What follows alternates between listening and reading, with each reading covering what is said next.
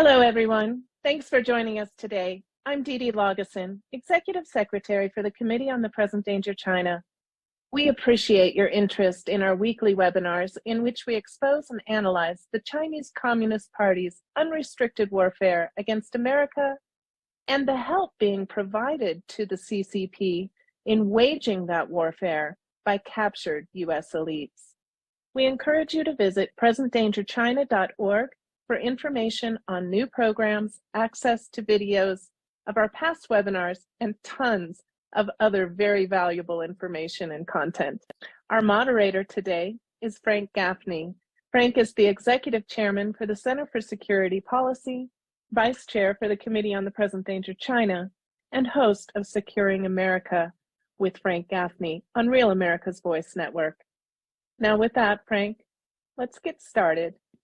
Welcome, everyone, to this edition of the Committee on the Present Danger China's webinar series, examining the danger, indeed the mortal peril, that the Chinese Communist Party represents to the United States and, well, the rest of the free world as well.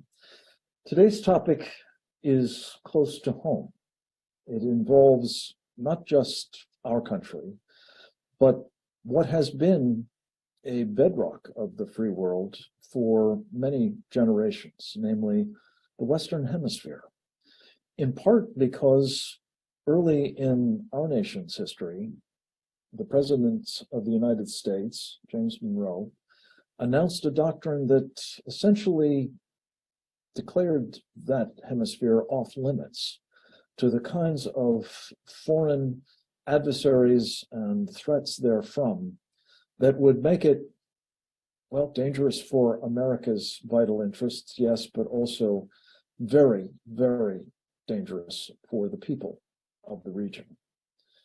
Sadly, the Monroe Doctrine has largely been ignored for many years by both successors to James Monroe and by foreign adversaries. In fact, what we're going to discuss today is the extent to which our hemisphere has now been made open and has been deeply penetrated by foreign foes of our country and of freedom.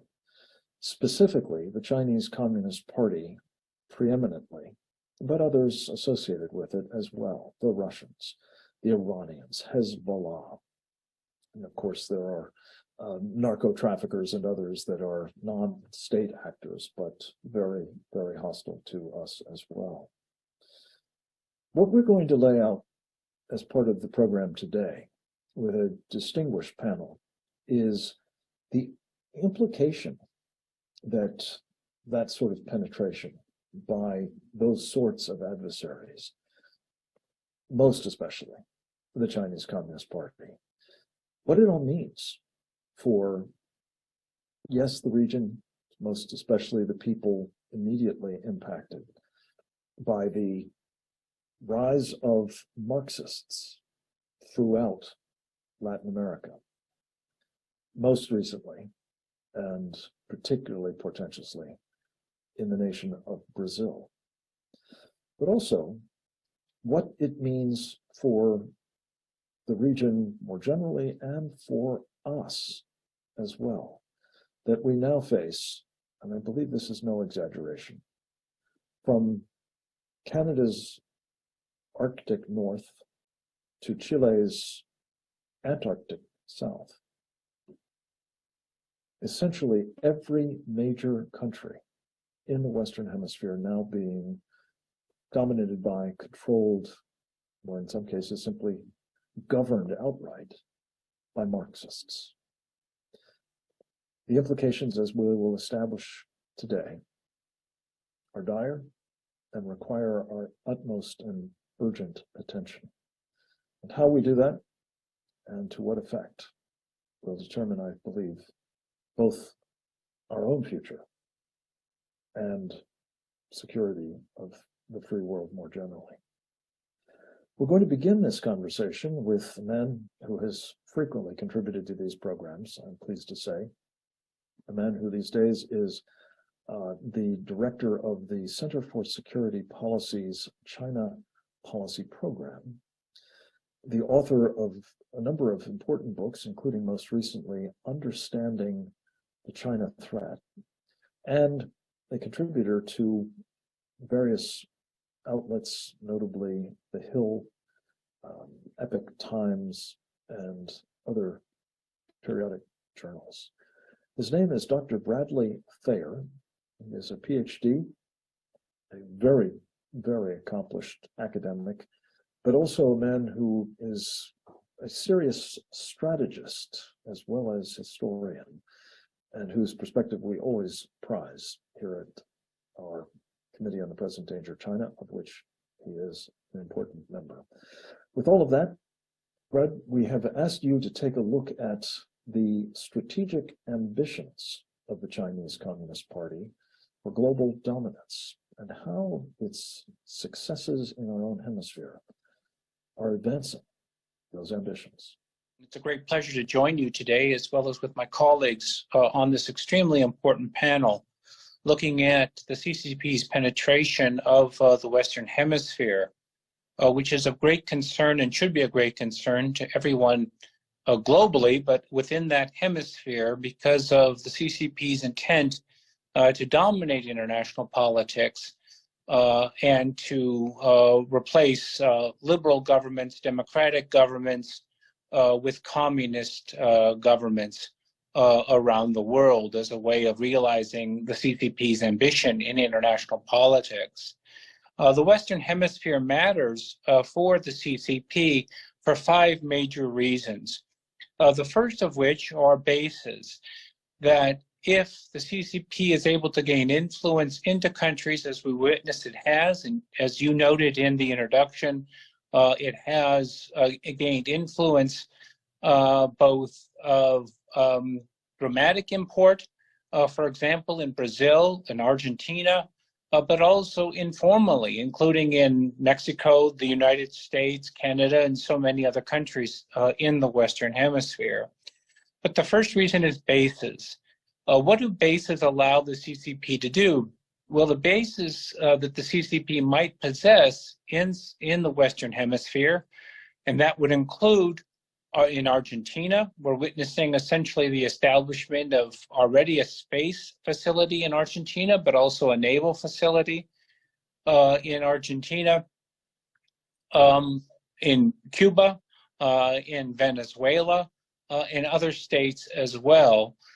Bases allow the CCP to have intelligence facilities. That would be electronic intelligence facility, but also the ability to gather other intelligence, including against American space assets and other capabilities that the United States may possess, as well as having military bases that would be able to project power against the United States and its interests in the Western Hemisphere, against U.S. allies in the Western Hemisphere and elsewhere.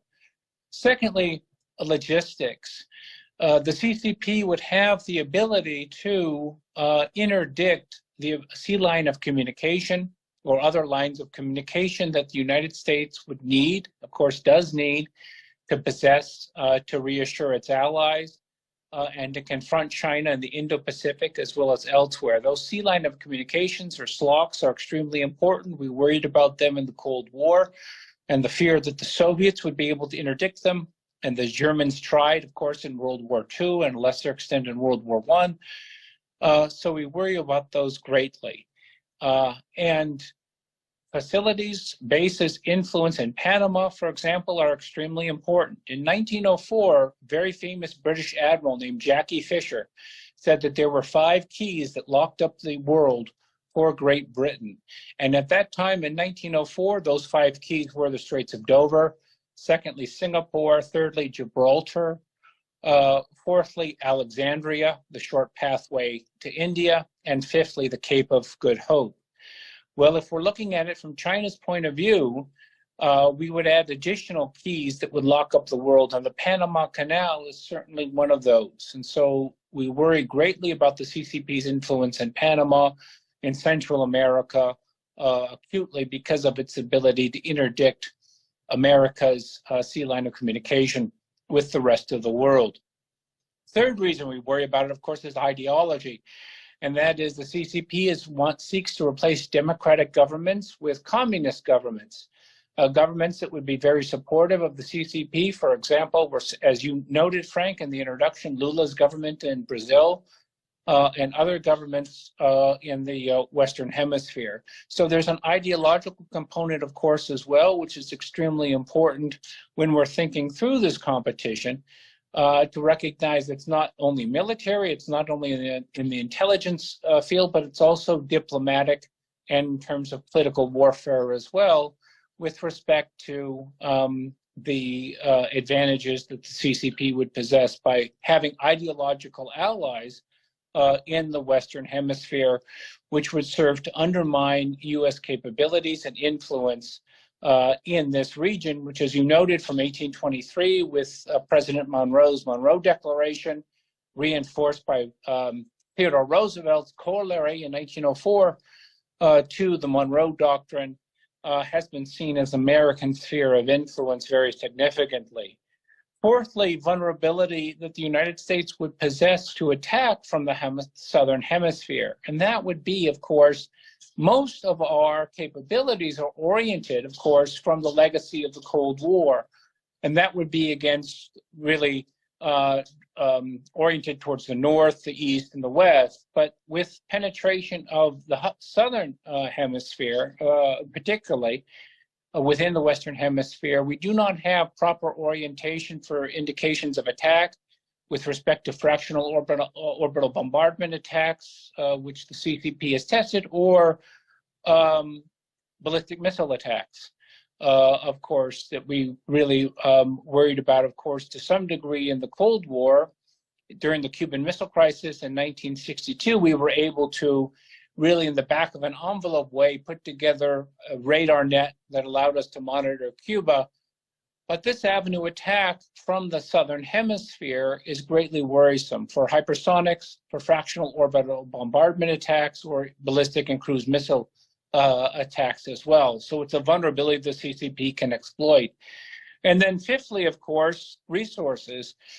The Western Hemisphere has prodigious resources in every respect, from the oil, natural gas, of course, energy resources that China desperately needs, of course, and so many other resources, from fisheries essentially to forestry, essentially in terms of the panoply of natural resources that are needed. The Western Hemisphere has those in abundance. And as the CCP gains greater influence and control in the region, it's able to access those resources, as well as to deny them to the United States and to U.S. allies and partners around the world. So it becomes very worrisome as well. And those resources often serve as conduits to, or the thin edge of the wedge for economic influence and investment in countries in the Western Hemisphere. And then from that investment, that often segues into political influence and political control, elite capture, elite management, as you've noted.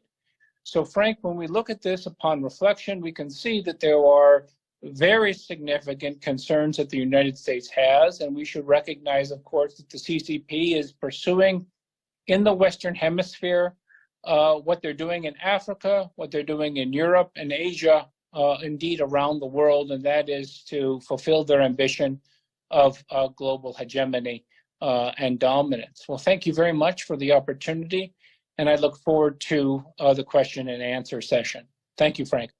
Brad, a fabulous overview of both what's happening and the challenges that arise from what's happening. We're going to drill down now on various pieces of what you described, starting with a videotaped presentation by a previous participant in these programs, Matthew Tierman.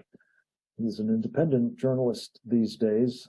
He has a background in high finance. He has been a freedom fighter wherever freedom is challenged, notably in his home country, native country of Poland, but also, of course, in this country and elsewhere, notably in Brazil of late.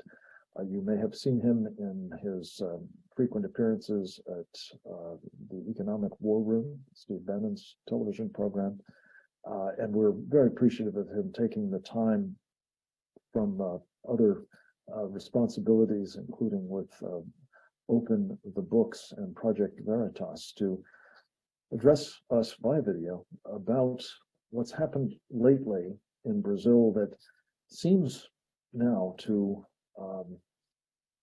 augur ill for the chances that there will be in the future freedom in that country. Matthew Tierman is here with us, as I say, via video. Let's go to him now. Frank asked me to come and discuss on a pre-record basis here the regional threat and the geopolitical threat of China's encroachment into Latin America, and obviously everything that's transpired with the recent Brazilian election. I've done several of these with Frank and some of his other guests, some of the Brazilian guests we've had, discussing what transpired with this election, and it was a very, very ugly fix that resulted in much protesting, and the net end result, unfortunately, is that the transition of power, despite all the anomalies, despite all the allegations of fraud, did occur. Bolsonaro was not able to invoke Article 142 of the Brazilian Constitution to protect the Brazilian Republic, the Constitution, and the sovereignty of the state.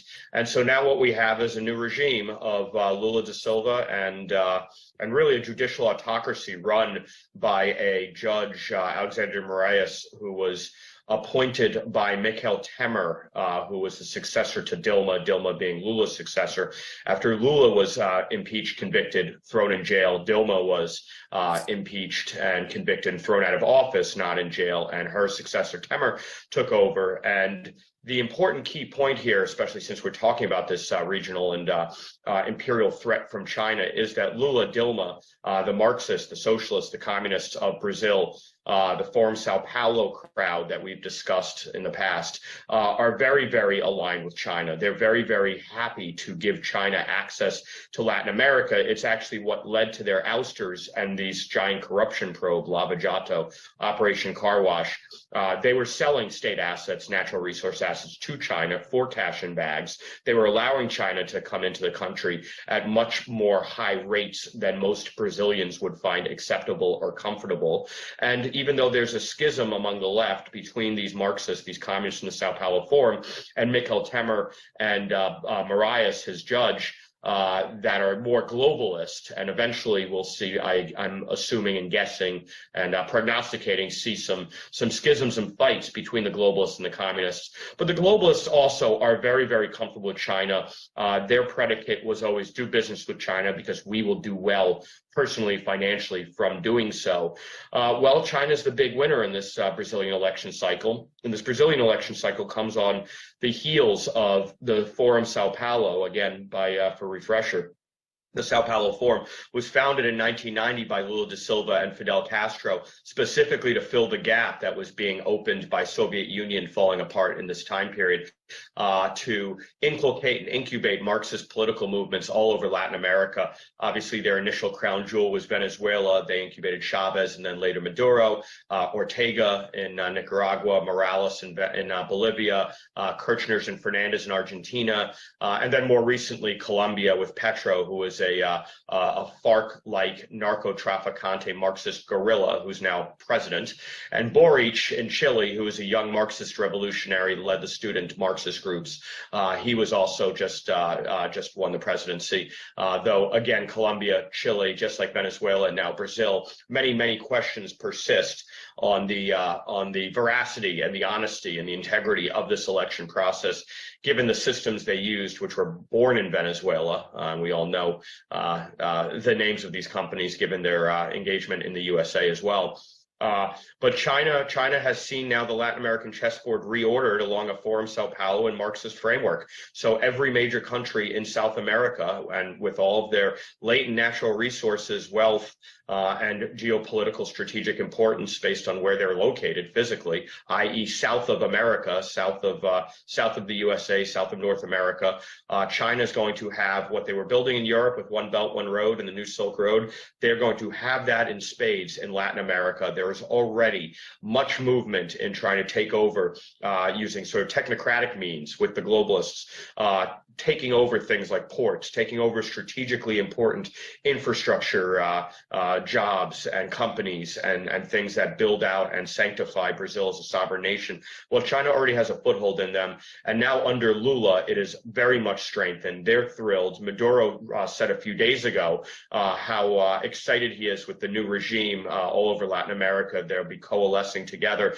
and to work with their mentors in China, Xi Jinping and Putin, he highlighted as well. You know, this is the axis along which the communists, starting in Venezuela and now all the way through the continent into Brazil, they want to align with China, with Putin, with global communism, and they want to create a South American, Latin American superstate right out of Orwell in 1984. It was very, very clear. The end game for global imperial hegemonically ambitious communism. Workers of the world unite, bring down the existing order of your sovereign nation states, and we're going to merge them and create superstates. You know, in Orwell's 1984, there were three superstates that were always at war with one another for world domination. Well, South America is on the cusp of having that superstate framework and schema created by virtue of Brazil falling. Brazil was the bulwark. It's the largest economy. It's the largest country by geographic area and population. It's one of the wealthiest nations in the world in natural resources. Its economy is third largest in our hemisphere after the U.S. and Canada, and with 220 million people, second only in population to the USA. And it's a major exporter and producer of natural resources, gold, silver, copper, tin, bauxite, magnesium, manganese, oil, gas, I mean, you name it. And then, of course, it's one of the largest food producers in the world that exports all over the world: wheat, barley, oats, everything you would need as a basic input to supply a food cycle, food chain, a food supply chain. So it's very, very worrisome. And Lula and and I don't believe Lula is really the president of the country. It's titular. It's a name only. The country's really run by the judicial autocracy, the Supreme Court, the Supreme Electoral Court, that Alexander Moraes is Chief Justice on. And, you know, hopefully they'll end up killing each other, but we can't bet on that. In the meantime, China is going to make massive inroads in their Latin American penetration and point their missiles, economic, technocratic, cultural, and certainly military and energy at the North America and the northern part of our hemisphere. They've already been building out in Latin America, in the islands, you know, strategic ports that they can host things like submarines and warships.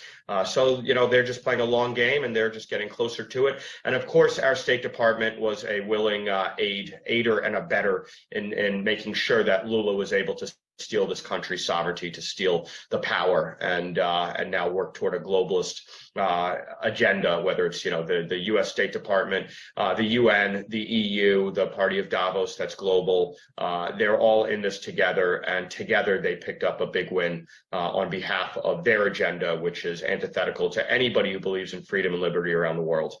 So, you know, no good news. Be aware. Spread the news, share with people what you can and what's going on in Brazil, because they've lost their country to communism, at least in the short term. We will see how they fight back. Brazilians are very tough, and they believe in their liberty and their country. They're patriotic, and they also are a faith-centered society. Majority of the people are Catholic or evangelical. So faith will drive them to fight for their freedoms and their God-given rights. And let's just pray for them. And by praying for them, praying for, by extension, Latin America writ large, as well as our entire global society. Amen. Matt Tierman, as always, a very rapid, literally, encapsulation, really, of what's been taking place in Brazil, but across this region. We're going to add further texture to this by addressing what's happening further north in our hemisphere. This is a problem that we have been increasingly focused on, I think it's fair to say, as one nation after another in Latin America, south of the Rio Grande, has fallen to communists, as Matt is called, Lula, Marxists, progressives, whatever term you wish to use, the hard left. It's happening north of the Rio Grande as well, as our next two speakers will make clear. The first of them is Christine Douglas Williams, been a contributor to these programs in the past. We're always delighted to have her with us. She is an award-winning, 9 times award-winning international journalist based in Canada. She has written extensively about what's happening in that country as well as elsewhere around the world that threatens freedom, notably in her post as a contributing editor of judicialwatch.org. She formerly served as a director of the Canadian Race Relations Foundation and has been, well, at the forefront, I think it's fair to say, of the education of the people of Canada and others about a very, very ominous trajectory upon which Prime Minister Trudeau has embarked. One that is bringing not only the Chinese Communist Party, which he has explicitly said he admires greatly, but the forces of, unfortunately, the sort of autocratic, if not totalitarian left to the forefront, fundamentally transforming into the state of the nation of Canada. Christine Douglas Williams, thank you so much for joining us once again. The floor is yours. Thank you. Much gratitude, Frank. I'll briefly review China's dealings in Canada just to give an update and clear picture of its operations today. Trudeau recently, and this is important, suddenly began distancing himself, publicly that is, from China because he's being called out by the Canadian Security Intelligence Agency, CSIS for short, and he's being questioned by the new official opposition leader, Pierre Poilievre. His sudden public stance certainly does not undo what he and China together created in Canada, that is, sealing China's influence. Now, recapping. An investigative article written in Canada's National Post stated that Trudeau went all in with China a decade ago and nothing will shake his resolve.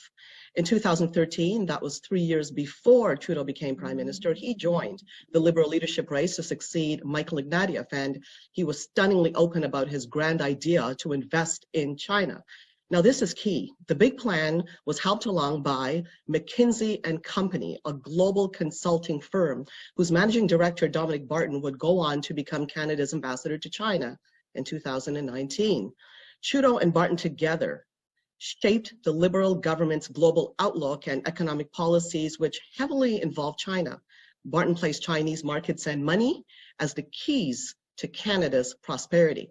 In 2013, while at an event, Trudeau made a stunning remark that I've said many times before.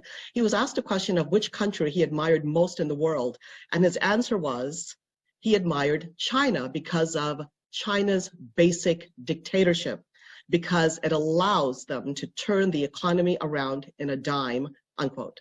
Recall Trudeau Sr., Pierre Trudeau, he went down in history as playing a key role in the normalization of China in the international community. Since Justin Trudeau's 2015 election win in Ottawa, the single focus has been on avoiding tough questions, keeping everything to do with China ambiguous at best and hoping nobody will pay attention.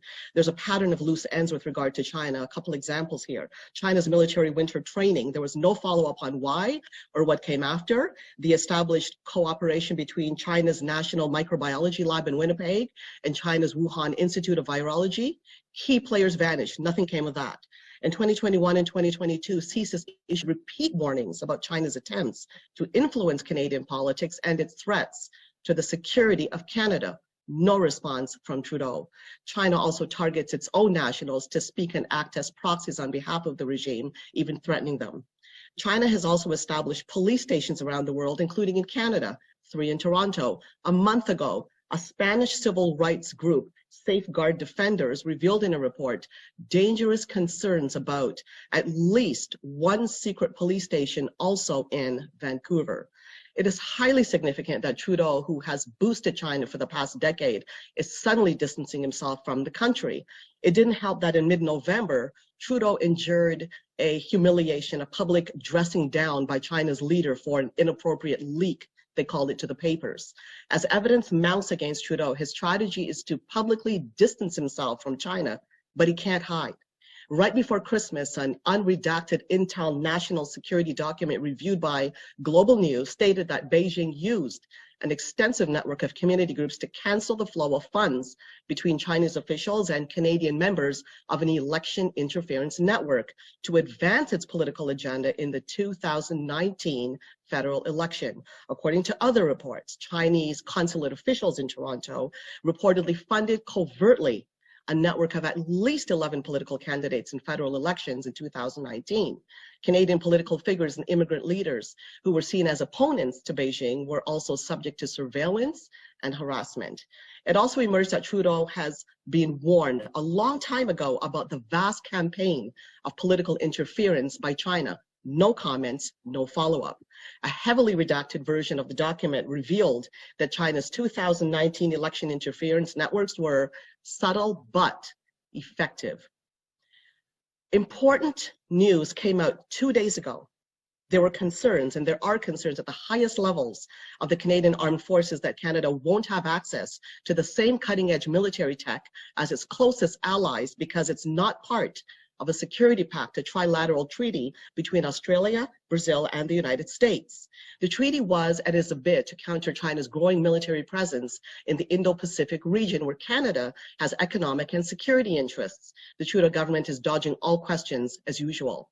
This is key about Trudeau dodging all relevant questions since he came to power. He now faces a real challenge since Pierre Poilievre took over the opposition, and he is now pressing for questions about the consulting firm McKinsey and Company. It's coming back to haunt Trudeau and the Trudeau Liberals, who paid the management consultants more than $66 million since coming to power. That is known.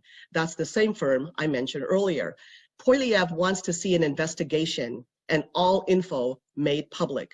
Other brief concerns that enable security breaches, demonstrate betrayal of democracies and set a stage for chaos, democratic demise, and even a possible takeover. Trudeau has been heavily targeting legal gun owners in the country. He wants to disarm law-abiding Canadians. The government of Alberta has openly accused him of planning to ban legal firearm ownership altogether. Canada is also under heavy oppression when it comes to censorship. The groundwork was long set by certain Islamist groups in the country who bear down hard on so-called Islamophobic speech, and they're heavily funded by Canadian taxpayers. So that set the stage for censorship. Trudeau progressed to institute sweeping controls to regulate the internet via Bill C-11. It's sweeping, which has passed, but it's stuck in the Senate. In 2019, Global News reported a secret visa program that grants visas to war criminals, terrorists, security threats. It's immune from freedom of information because the government said it's national security issues. This also is important, what's happening with Iran in this country, because Hezbollah's Black Ops Unit 910 was reported to be more active in Canada than in the United States. And this goes on. When it comes to the World Economic Forum, I'll be very brief because I realize I'm now getting out of time. Canada has been highly praised by Klaus Schwab, and the Green Agenda is a priority for the World Economic Forum. On the People's Republic of China website, Klaus Schwab declared that China has become one of the new champions of emerging economies and will continue to be a driving force. Released this morning, Davos 2023, a special address was delivered by Li Yuhe, Vice Premier of the People's Republic of China, who presented a major list of priorities, one being the second, we must always make establishing a, quote, socialist market economy the direction of our reform. So we look at what's going on in Canada. There is also a woeful disregard for life. Most people don't even understand what the agenda is, that we have something called MAID, medical assistance in dying, where kids as young as 18 years old are going to qualify in March for this program for mental illness. And I'll close at that point. There's much more that's going on in Canada, but I need to close off now. Thank you. Dean Douglas Williams, thank you. This is really important and I think shocking to most Americans. We think of Canada as very much aligned with and alike us. And unfortunately, I hear, as we'll be talking about with our next speaker, Charlie Giroux, very briefly, some of what is now in evidence that you've described so well in Canada is in fact happening here, again, to our astonishment or perhaps even our unawareness. Charlie Giroux is a very important figure in the conservative movement in the United States. He has been a candidate for governor at his native Commonwealth of Pennsylvania. He is the vice chairman of the American Conservative Union. He has been a contributor to these programs in the past, and we're always delighted to catch up with him. These days, he serves also as the CEO of Quantum Communications. And I've asked him to talk a bit about Brazil, from where his family hailed, as well as what we're seeing of a very similar character to the kind of Marxist takeover in the United States of America as well. With that, let's go to a videotape from Charlie Giroux. The situation in Brazil is increasingly disturbing and unnerving because Lula, being inaugurated on January 1st, has already undertaken steps that will ultimately result in the Chinese communists having even more of a foothold in the largest country in Latin America. This isn't something new. The Chinese influence and ownership of various entities in Brazil really accelerated under Lula in his first term and ramped up under Dilma, who followed him, and even under Temer, who came next. President Bolsonaro, while he was in office, tried to unravel a lot of that, but unfortunately, without any support from the Biden administration, the Trump administration gave him some, and they were able to do some good things while President Trump was in office, but ultimately, they weren't able to successfully unravel so much of what the previous leftist administrations in Brazil had done. And then when the Biden administration came in, they refused essentially to cooperate with President Bolsonaro. And as a result, the Chinese communists continued to have a very, very strong position there, which is now only going to be enhanced and increased. This, of course, isn't unique to Brazil. It's seen across Latin America with governments in Argentina and Venezuela and elsewhere, really markedly Marxist and socialist and communist in their outlook and administration. But as we also know, it really is, as Frank Gaffney says, from the Arctic to the Antarctic, because Canada, the United States, Mexico, right down through the core of the Western Hemisphere go these administrations who are decidedly far left, Marxist in their orientation and ideology, and allowing the Chinese communists an increasingly significant footprint, power, influence, and involvement in the Western Hemisphere.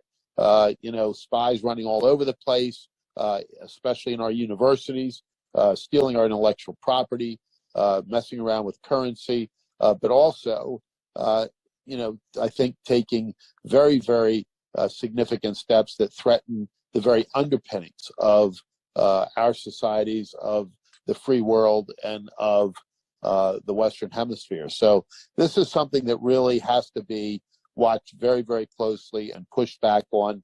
The Biden administration has, as I said, rolled over and played dead. And as President Bolsonaro said in Brazil, I can't shut down my country's economy. China's our leading trading partner because the United States simply won't do more.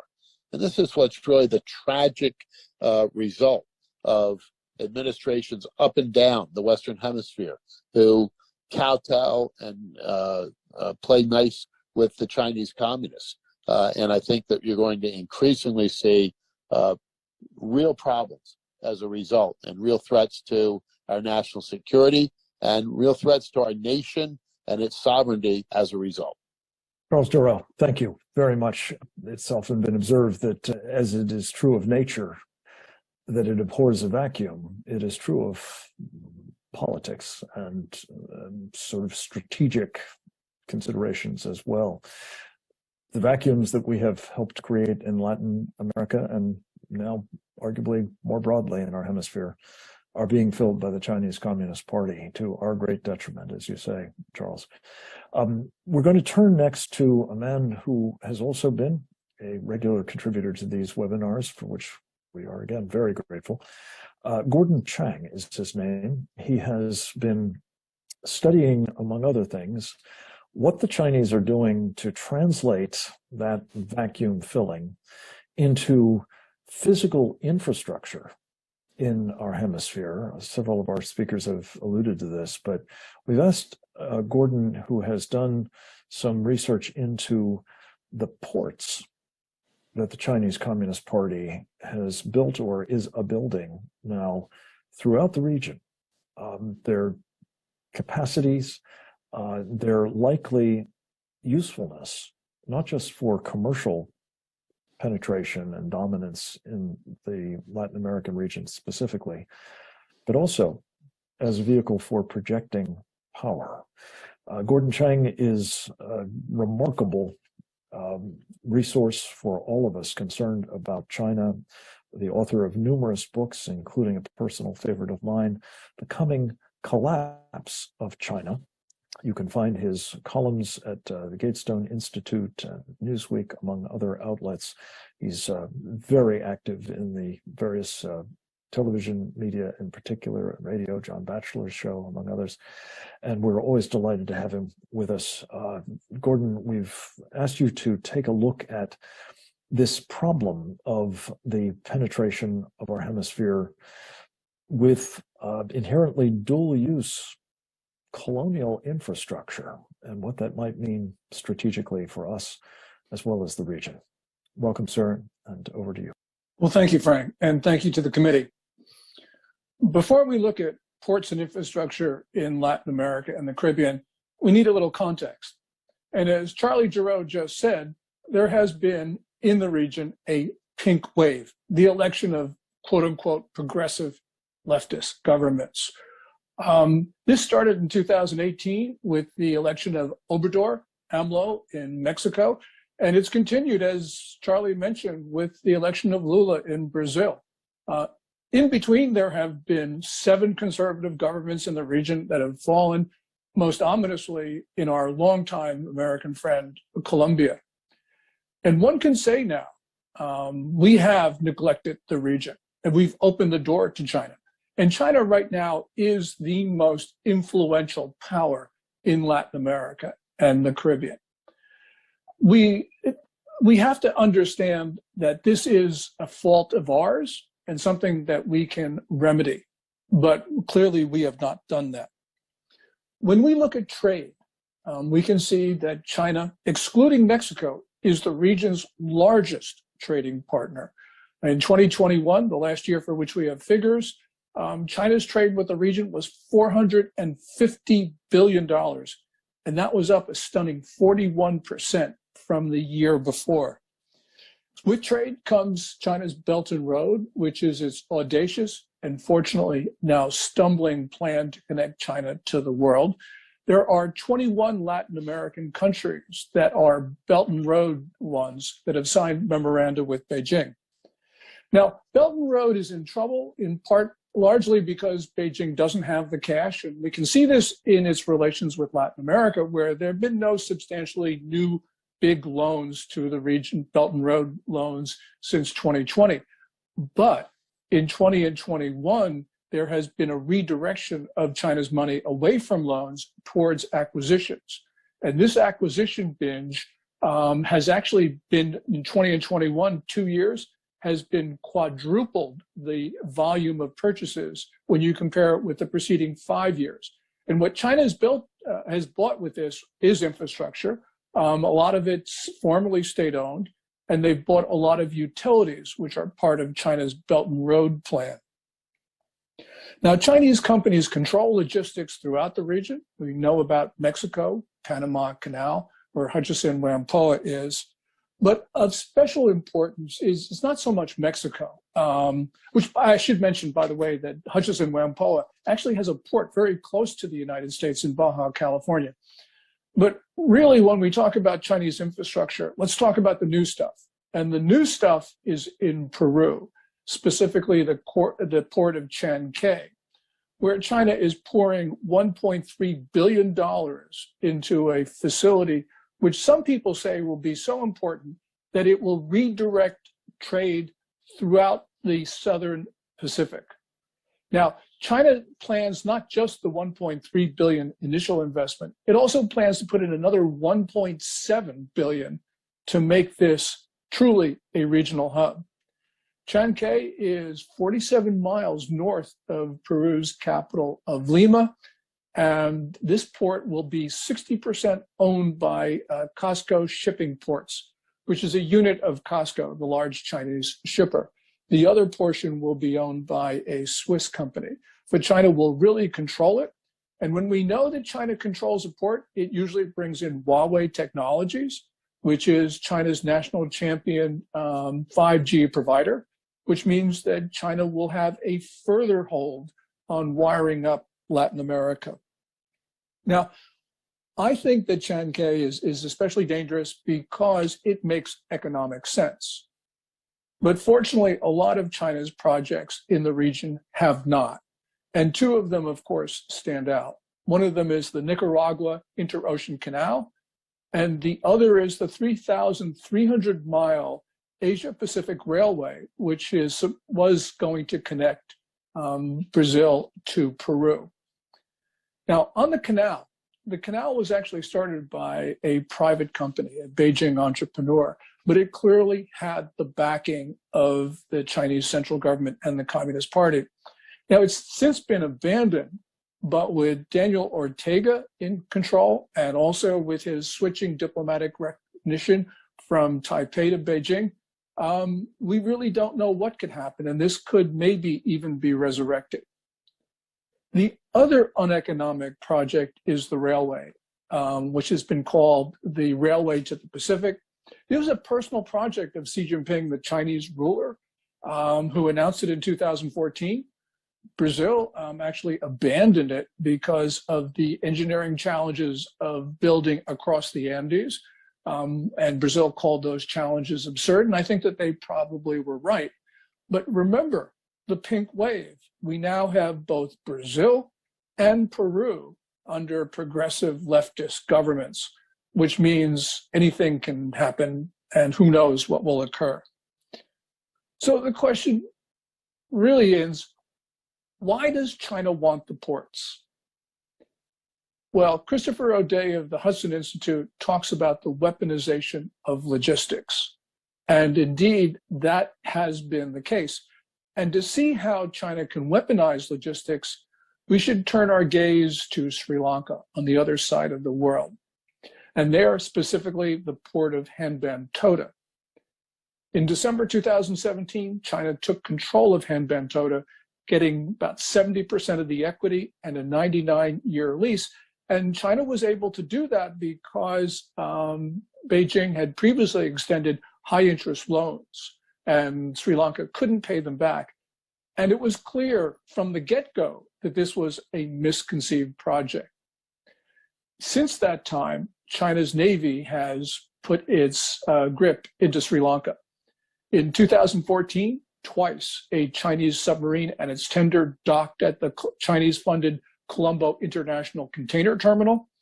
And just this past August, over the fierce objections of India, Sri Lanka allowed the Yun Wang 5, which is a large research and survey vessel, to dock at Hambantota. Question is, we're seeing the Chinese Navy in Sri Lanka. Will we see the Chinese Navy in our hemisphere? Well, for that, we should go to the Bahamas, specifically to Freeport and to Abaco Islands. In Freeport, China is building and has almost completed a $3 billion container terminal. The rationale for this was that with the improvements in the Panama Canal, the widening of the canal, there was going to be increased container traffic in the region. I actually don't think that that's going to be the case, largely because trade volumes indeed have been stagnating worldwide and for other factors. We can see the effect of this in the Obeco Islands. There, China put $40 million into a port facility, and that is essentially unusable without further investments. And at the moment, there are no further investments into that. The reason why this is important is because the Obeco Islands are 193 miles east of Florida. Freeport is 87 miles east.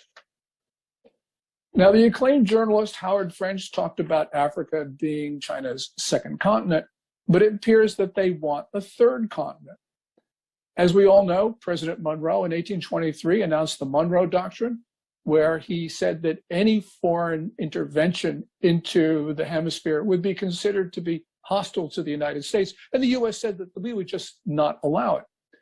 Now, John Kerry, when he was Secretary of State in 2013, formally abandoned the Monroe Doctrine. But Rex Tillerson, who was President Trump's first Secretary of State, actually resurrected it in February 2018 when he said that the region did not need any new imperial powers. But we're seeing a new imperial power in our region, and that, of course, is China. Now, we can deal with this. So, for instance, we have, as I mentioned, not paid attention to our region, but we could redirect our trade flows to, for instance, Central America. We could get our factories out of Asia, specifically out of China, into the Iron Triangle, Northern Triangle countries of Central America. And we could do this by liberalizing our trade agreement with the region, CAFTA. If we do that, we accomplish a number of goals. Specifically, of course, we shorten our supply lines, but also we make sure that we stabilize Central America, which means we would have less pressure on our southern border. We got to remember that with Chinese trade, with Chinese ports come the Chinese military. Beijing already has listening posts and other facilities in Argentina, Cuba, Venezuela. We certainly do not need any more. Now, I mentioned that this is our hemisphere, but of course it's really not. It is the hemisphere in which our nation exists. But if we don't want this nation to be continued to be a Chinese domain, then we are going to have to stop being oblivious. Because if nothing else, we do not want a Chinese naval port 87 miles east of Palm Beach. Thank you, Gordon. As ever, a comprehensive treatment of what the physical takeover of China in this hemisphere looks like and what its prospects are. We're going to turn from all of that to the expressly military purposes to which these facilities, ports, listening posts, and the like can be put, with another frequent contributor to our program, Colonel Grant Newsom, United States Marine Corps retired, a man who not only has the distinction of having been a very accomplished military officer, but also a foreign service officer, as well as an executive in business in East Asia. His expertise in all of these matters is unsurpassed, and his ability to really clarify the stakes is similarly extraordinary. We've asked Colonel Newsom to not only talk about what China will be doing, and some of our other speakers have sort of alluded to it, possibly, who knows, a new Cuban Missile Crisis emanating from south of our borders.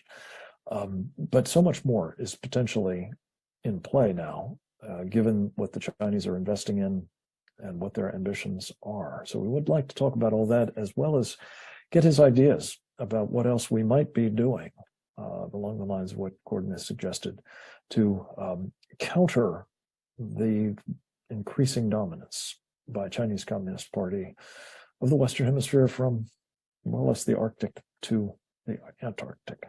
Colonel Newsom, welcome back, sir. The floor is yours. The problem is as serious as it looks. One way to consider it is to look at how the U.S. military, the U.S. Navy, Air Force, etc., operates really worldwide. We have bases and places that let us go and set up, and the Navy's going back and forth all over the place, essentially covering the globe, covering the oceans. And that is the system the Chinese are trying to set up. They are laying the infrastructure that will allow the People's Liberation Army, the Navy, People's Liberation Army, Navy, Air Force, etc., operate worldwide. And you're not just operating to have something to do. The idea is to dominate. It is to influence. And that is what the Chinese objective is. And recall how for so long we were told, well, the Chinese aren't interested in a blue water navy. They only are interested in the South China Sea. They have no global ambitions. Well, that is as wrong as it can possibly be. They have said what they intend to do. And they have, to their credit, they've gone about setting it up. And it looks like, of course, the beginning, a commercial effort largely, but that leads to political influence. And eventually the military will show up. And as Gordon and others have just mentioned, there's the commercial usually has a direct military purpose, and particularly when it's infrastructure, ports, airfields, satellite tracking stations, which the Chinese have put up a number of these in Latin America. This is not just to explore outer space. There's a sort of outer space warfare angle to it as well.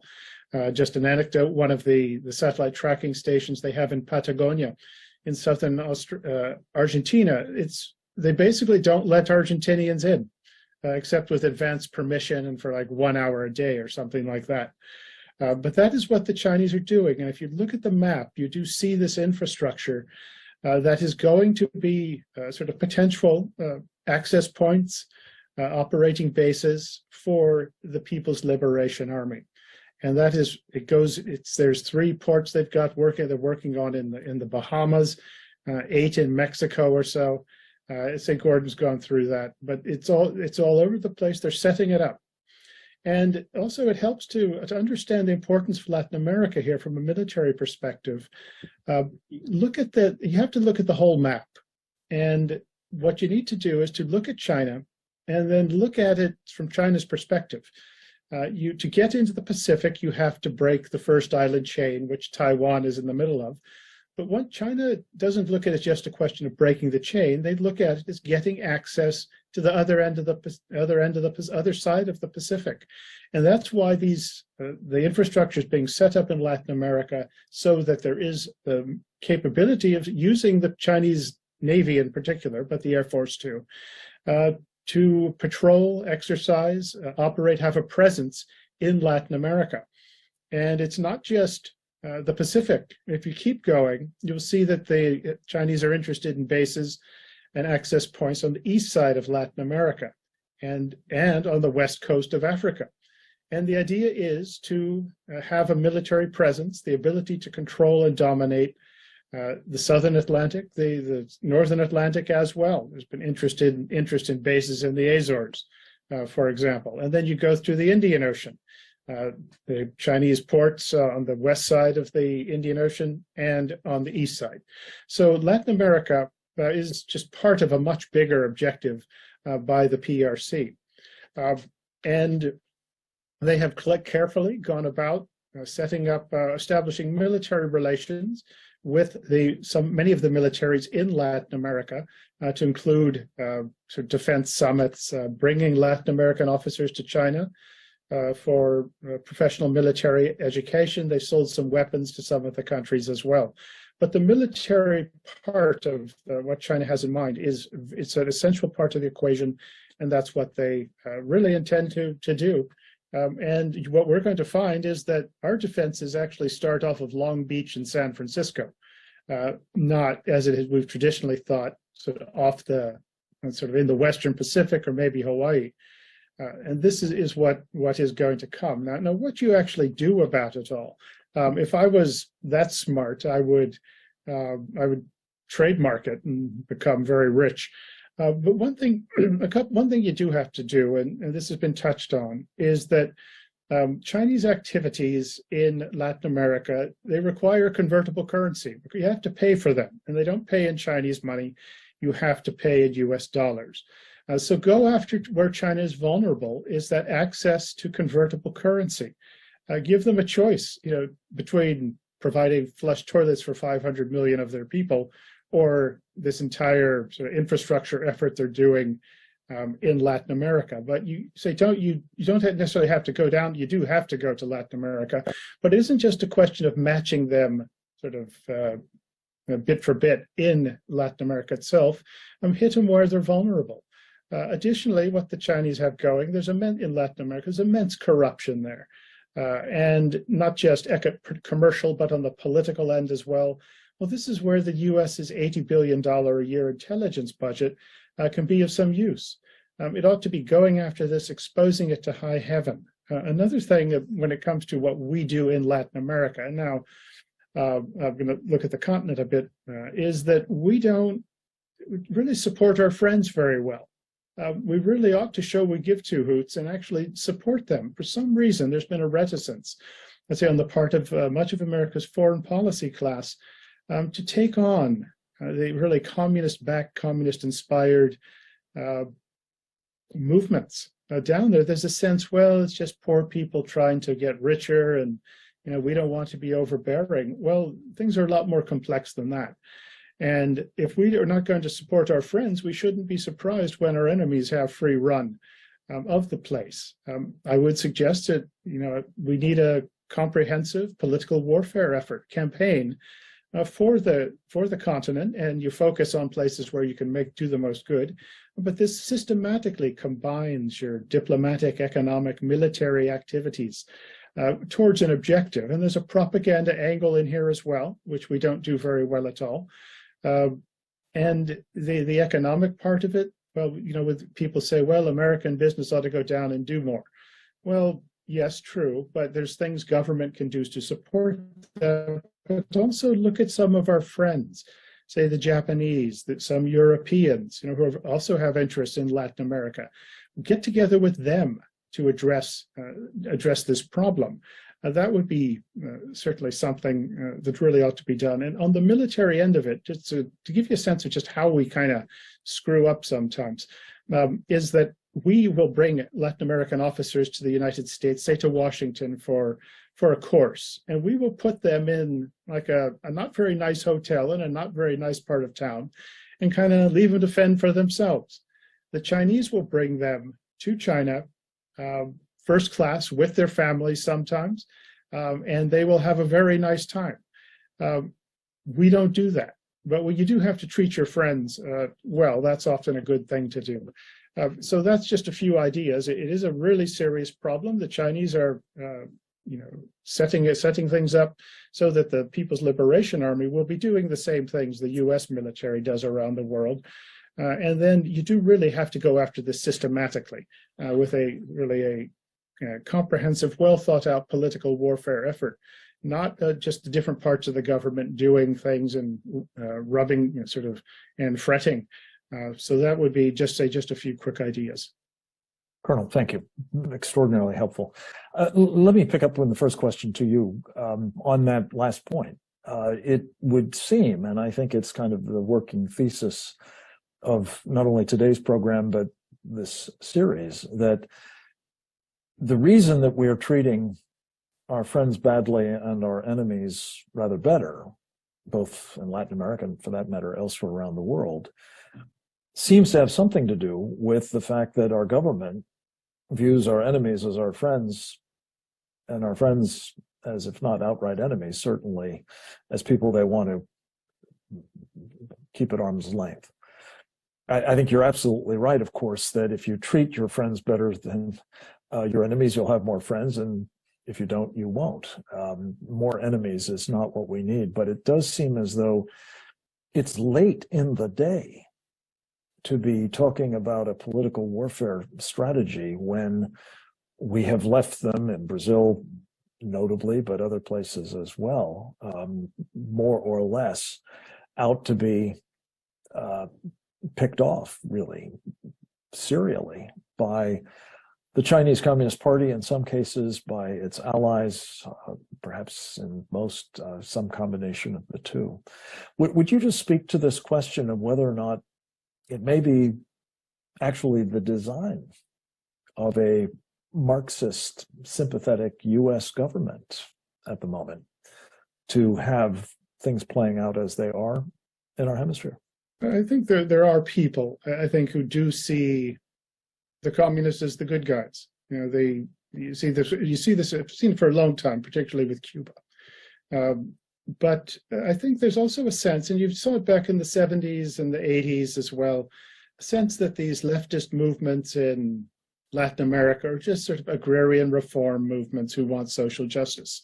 And that has created a sort of sympathy in, I say, large parts of academia and our government as well, so the foreign affairs side of it. And I think it still exists. I don't know how, you know, there are people who do see the communists as the good guys, but I think a lot of it is this sort of innate sense that, well, it's just people who don't want to be poor. That's all that's going on. And this handcuffing on the idea that somehow we've done bad things in Latin America, which isn't true. So whatever it is, you know, we're not doing what we need to do. I would cite as a good example of when the US government gets its act together was something called Plan Colombia that was introduced in very early 2000s or so, late 90s, early 2000s. And the situation in Colombia at the time seemed dire. The the insurgents were really on a roll, and it looked like it was hopeless. And even I thought it was kind of a waste of time. But the US government really did a good job, and the State Department had a big role in it, the military, the intelligence services as well. But what they did was they helped the local Colombians who didn't want this to happen, and they gave them some real support. It was the Colombians who did it, but it was the Americans backing them. And that's actually a success story that doesn't get the attention it deserves, but you do see things sliding back in Colombia. Unfortunately.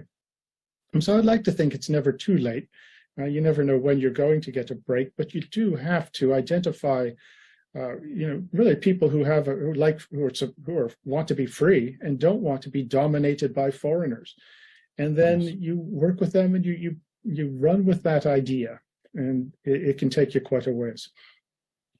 Well, it certainly is true that we have done rather better at all of this from time to time, not consistently, not perhaps especially of late, but it does, I think, augur ill that this present government under Joe Biden has been, as we talked about a little bit in connection with Brazil, actively promoting the candidacy of Lula da Silva and I think suppressing, if not interfering with, that of his rival, Jair Bolsonaro. Christine Douglas Williams, speaking of the U.S. policy, talk a little bit about it as it relates to that we're seeing play out now in Canada. Is there any indication that the government of the United States is worried about the trajectory that the Canadian Prime Minister is on and actively challenging it? I certainly didn't see any sign of it in, for example, the Three Amigos meeting with the president of Mexico 2 weeks or so ago now. But how does it look from north of the border? And when you talk about this possible conservative party rival, Polyev, emerging, isn't he the sort of person that Americans should be doing exactly what Grant Newsom was just talking about, supporting and encouraging as a counterweight to the trajectory and direction that Trudeau is taking Canada? Frank, first of all, I have to applaud you for caring what happens in Canada because we don't see it a lot. There's a lot of frustration in the country that we're not being paid attention to, and it's not because we want attention. It's because we share an even longer border with the United States than the southern border, and things are getting bad up here, particularly with Trudeau. Now, I'm glad that you raised Pierre Poilievre again. For those who don't know who he is, the official opposition leader of the Conservative Party of Canada. He has been questioning Trudeau, holding his foot to the fire, so to speak. And that is causing some nervousness on behalf of Trudeau. So the hope is that with Pierre Poilievre calling him to accountability, that this will somehow bear some kind of an influence. We have seen Trudeau pull back before the public and tell everybody he is, or make it look like he's distancing himself from China, but there's really no indication that he is. But I think with that kind of a challenge coming from Poilievre, and I wish it will come from the United States as well, there could be some kind of a way to offset him. As for Trudeau having any hope, I don't see it. I don't see it. Yeah, it's alarming. And I think when we've watched the developments, and partly with your great reporting of the suppression of freedom in Canada, notably freedom of speech, the whole vaccine business, the truckers, it really seems as though it's not idle talk on Trudeau's part that he fancies the Chinese model, the Chinese way, but he seeks to emulate it. And we should be all about opposing it there, obviously, as well as to our south. Gordon Chang, last question to you. Thank you for introducing the issue of the Caribbean in this mix. It's easy to focus basically on the continental states and what's happening to them, but the Chinese activity in, as you say, a number of nations of the Caribbean is also portentous. Not just Cuba, of course, but some of the others, and it harkens back to something that I think it was Colonel Newsom who spoke to, and that is, we have been indulging for far too long in the idea that our defensive perimeter is very far removed from our shores, the Western Pacific, yes, but also the Eastern Atlantic, if not the Eastern Mediterranean.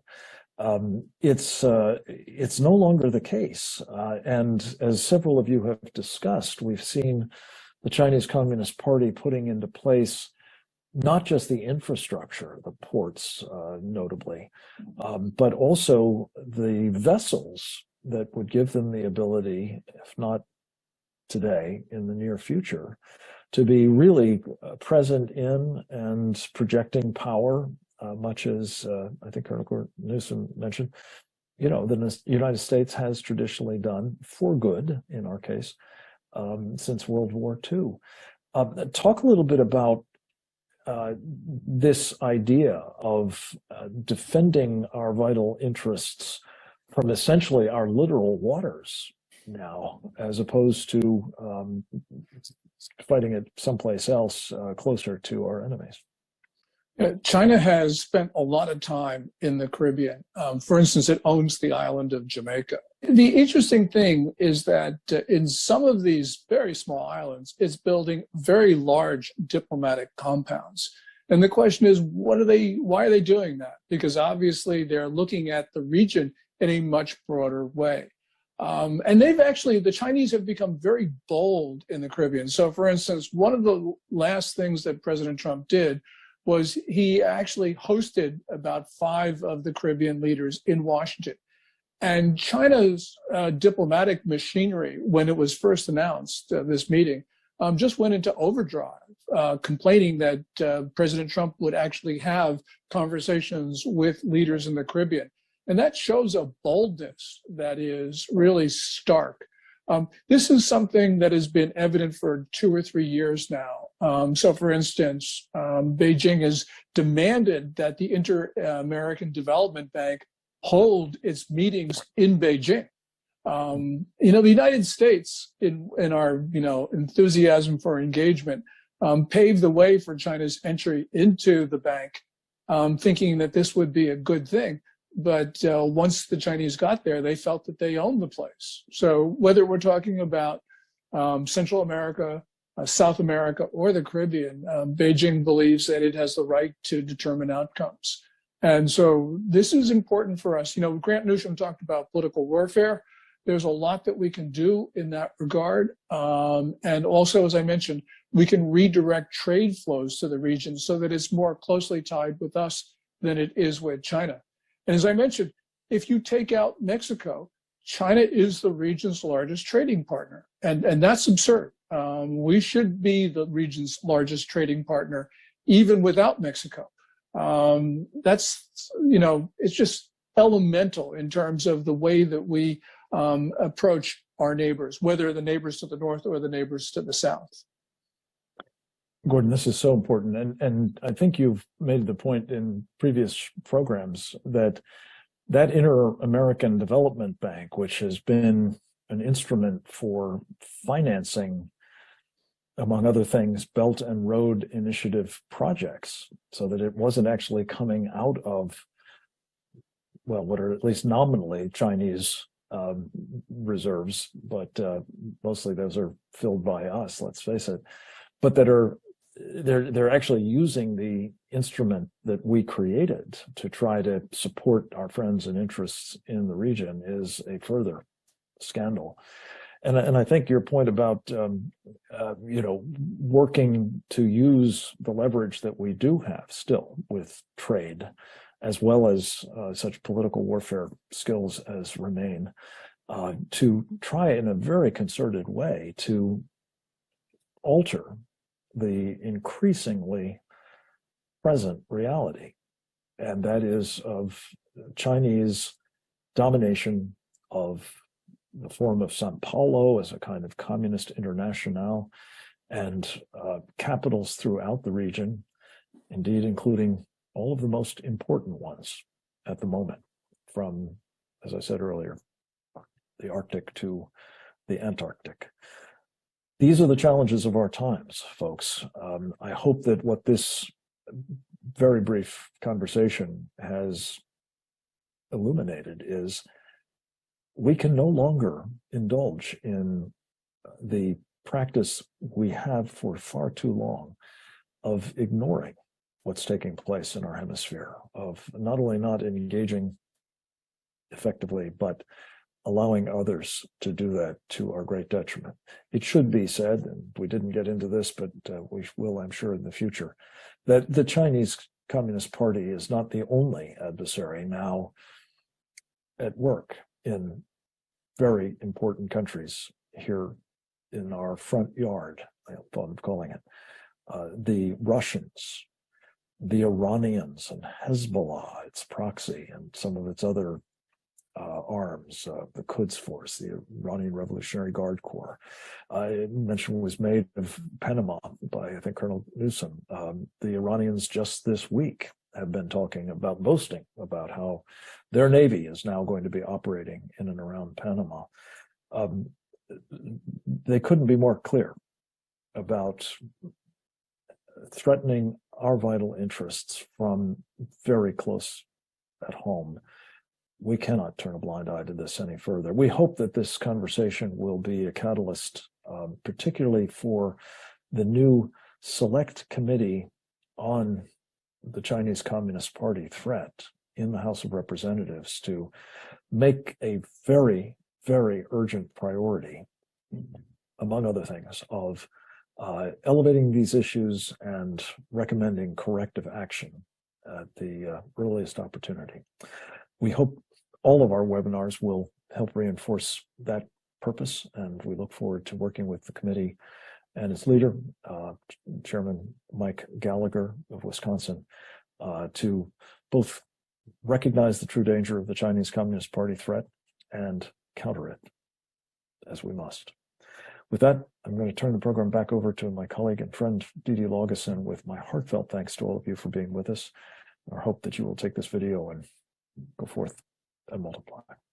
Thank you, Frank. And thanks to all of our audience for being here today, and especially our panelists.